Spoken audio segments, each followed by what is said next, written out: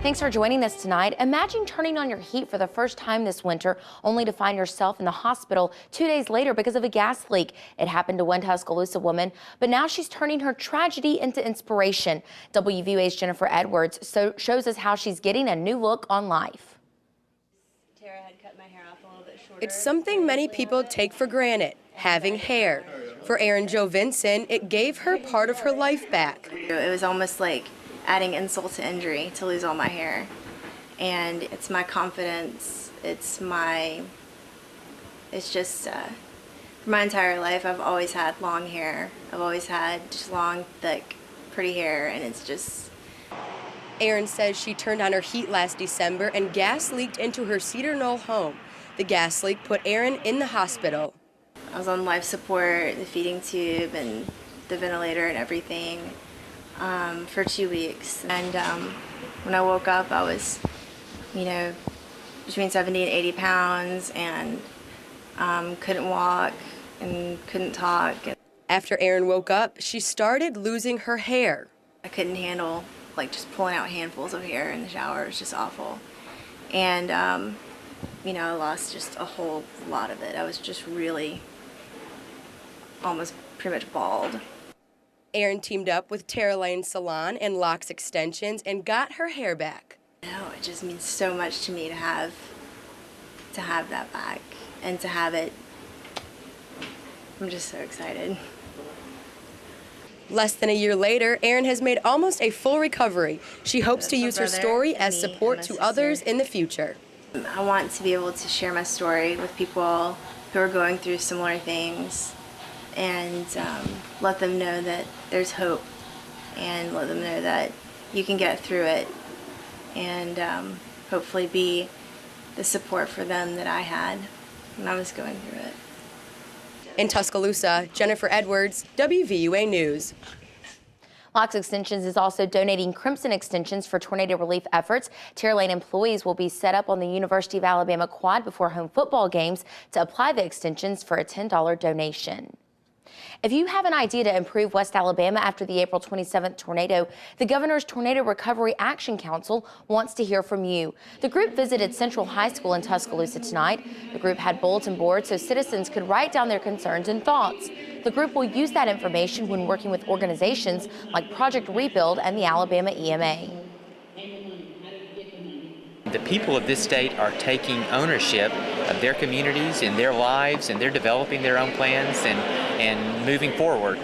Tuscaloosa is a great example of that. Our role is to take what the people are suggesting in those areas and develop a recommendation that we might apply to the entire state.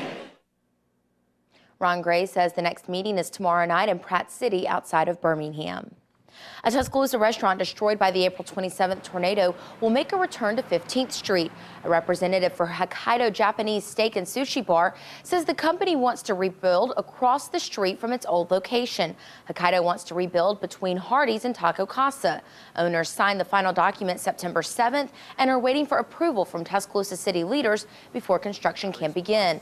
Contractors tell Hokkaido's owners the restaurant will take at least 120 days to complete.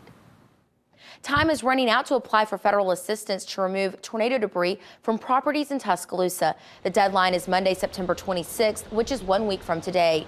City leaders say nearly 200 property owners still haven't contacted City Hall or FEMA for help removing debris. Robin Edgeworth with the Tuscaloosa City says if owners do not apply for assistance, the city could condemn their property. And we'll provide notification to the property owners that their property has been declared a nuisance and that the city will take the proper steps to condemn that property.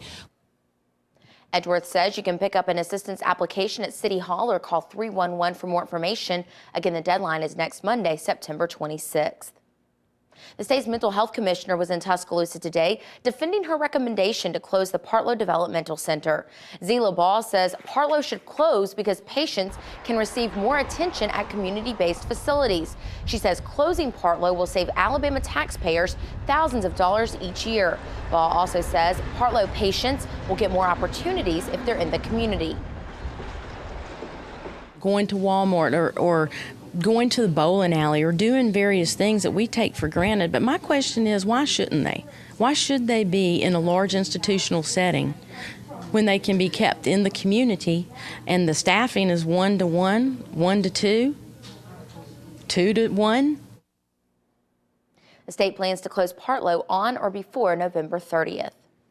Some Tuscaloosa County students could be seeing a different face teaching their classes next semester. Superintendent Dr. Frank Costanzo says about 80 county employees may retire before December 1st because the Alabama legislature increased medical insurance costs. Costanzo says about 240 employees are eligible to retire. He's concerned they may choose to leave in the middle of the school year, which can disrupt a student's learning environment. Costanzo says he's talked with Alabama Governor Robert Bentley about pushing the rate hike back until the end of the school year. If you have or declare a special session, that issue would be addressed and that we would look at the end of the contract year instead of December 1st. So extending that from December 1st until the end of the year. That's what we asked specifically, and that's what I asked. Costanzo says Montgomery must act on the issue before October. Governor Bentley would have to call a special session in order for the state legislature to act. Also at today's meeting, school board members debated how to improve Holt High School's achievement.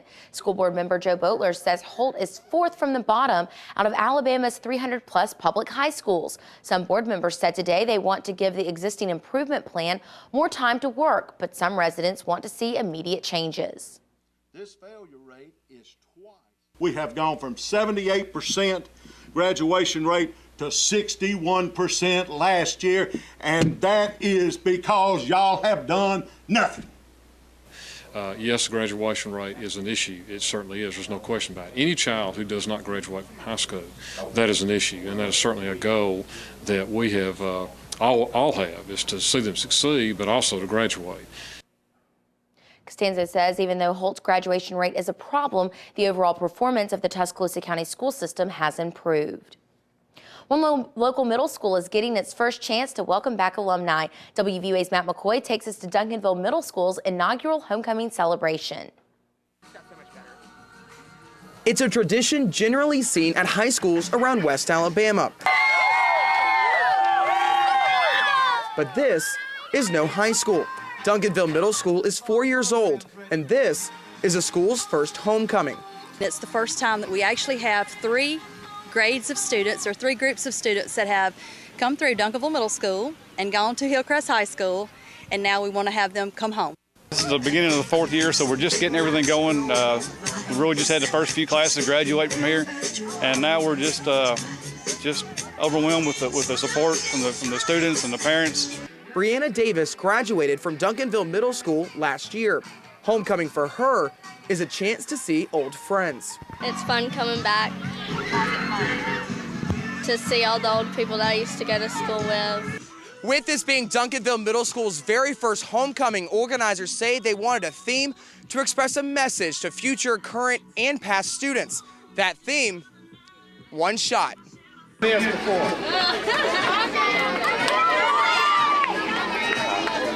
It really means a lot that you have one shot to get it right. The first impression, the first time that we have opportunities to do things out in the world, you have one shot to choose to do the right thing. Reporting in Tuscaloosa, Matt McCoy.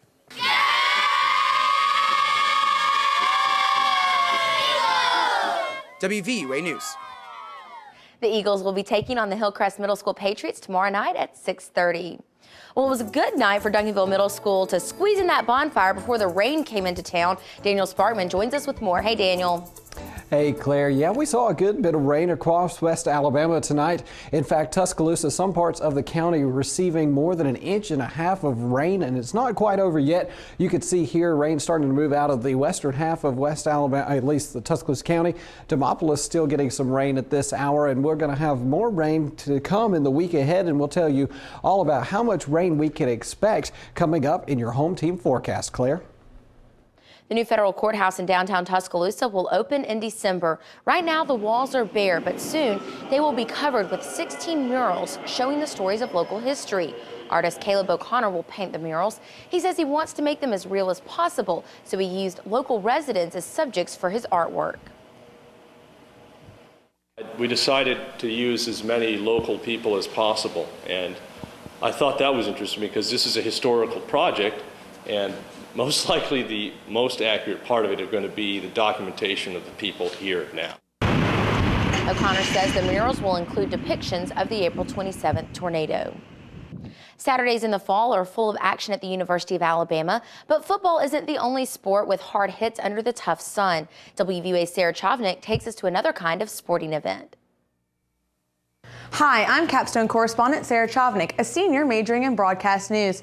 Bryant-Denny Stadium wasn't the only field that saw home game action this past weekend. The Alabama women's rugby club team had their first home game this weekend against Emory. They came out in a landslide victory, but players say the W wasn't the purpose of the game. It's a lot of fun, it's a lot of running, a lot of contact. It's a really good time. It's a very social sport. You get to meet a lot of people, not just play them. You become friends with a lot of people from other teams. It's a great experience. It's a really good time. The team encourages people to join up, saying you don't have to have a scholarship to play a sport. No experience necessary. I didn't start playing until 2 years ago when the team was established. A lot of people here are new today, so you can come out and just try.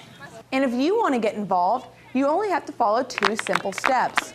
Come to practice with cleats and a mouth guard, and we'll do our best to teach you. If you would like to see the University of Alabama through the eyes of a student, go to WVUATV.com. I'm Capstone correspondent Sarah Chavnik for WVUA News.